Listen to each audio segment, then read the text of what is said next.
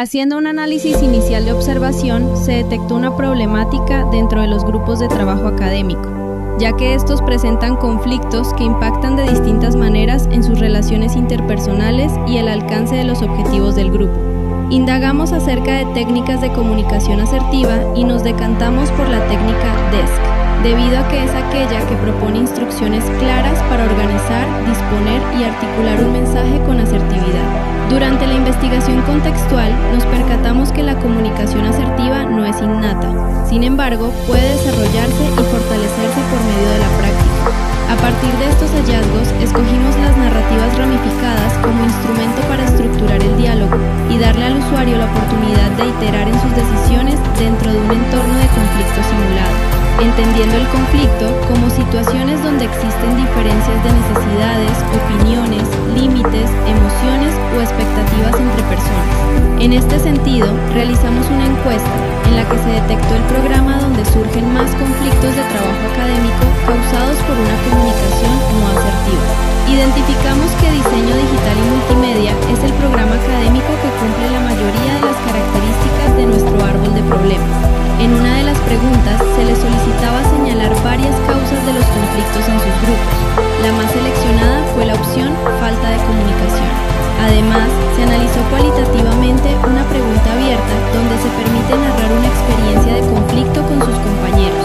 Allí es evidente que no existe un conocimiento previo sobre cómo expresar las inconformidades adecuadamente, a pesar de que en otra de las preguntas los encuestados afirmaban que resuelven sus problemas conversando con todos los integrantes del grupo. Sin embargo, era necesario profundizar acerca de la comunicación asertiva con el grupo seleccionado. Se determinó indagar con estudiantes de primer semestre de DDM, dado que en el proceso de su formación profesional se exponen frecuentemente al trabajo cooperativo en dinámicas de grupo. En este sentido, se realizó otra encuesta enfocada en hallar las acciones concretas que realiza el grupo focal frente a este tipo de situaciones. Como resultado, se evidencia dificultad para iniciar conversaciones que no decanten en confrontación o evasión del problema, la dificultad para asumir las consecuencias frente a la resistencia que tiene la otra persona para escuchar, lo que conlleva la idea de la poca eficacia que tiene esta técnica frente a los conflictos. De igual manera, se interpretan los resultados negativos de la conversación como una mala estructura en el mensaje. Por otro lado, respecto al tema disciplinar, se presentan preferencias notorias por las narrativas con consecuencias significativas, pero sin riesgo real, producto de sus elecciones dentro de la herramienta digital. Este tipo de narrativas genera interés en los encuestados por ver cómo sus decisiones transforman el desarrollo de la trama y la evolución de los personajes. Pasando ahora con los expertos, decidimos abordar este encuentro por medio de entrevistas tipo podcast, las cuales dividimos en 3 categorías: experto en comunicación asertiva, en narrativas y finalmente en diseño. Conversando con los expertos en diseño y narrativas, comprendimos que para enganchar al usuario con la trama es necesario poner obstáculos que dificulten llegar al objetivo. A esto se le conoce como viaje del héroe y permite crear momentos de emoción que mantienen interesado al espectador. Asimismo, es fundamental crear personajes creíbles, coherentes y complejos para que le permita al usuario conectar mejor con la historia. Identificamos que al ser narrativas donde el usuario interviene, puede dar una percepción falsa de no linealidad. Sin embargo, sigue estando construida de tal forma que tiene un inicio, un desarrollo y un desenlace. Adicionalmente, nos dimos cuenta que pese a que es importante las decisiones del usuario dentro de la historia, lo que en realidad se le ofrece al público es una estructura guiada, donde puede que las distintas ramas convergen en un solo final o en varios. En cualquier de los 2 casos, son finales ya preestablecidos, con el propósito de reforzar el mensaje, o en este caso, la conducta que se está buscando fortalecer por medio de la práctica y el error.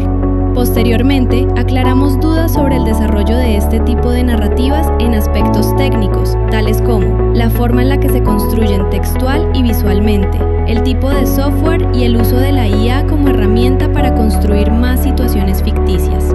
Durante nuestra conversación con las expertas en comunicación asertiva, logramos esclarecer dudas. El resultado fue claro. El diálogo es el primer mecanismo que se debe usar para resolver un conflicto, que dependiendo del tipo de comunicación, agresiva o pasiva, puede escalar o no se resuelve la inconformidad, lo que genera malestar en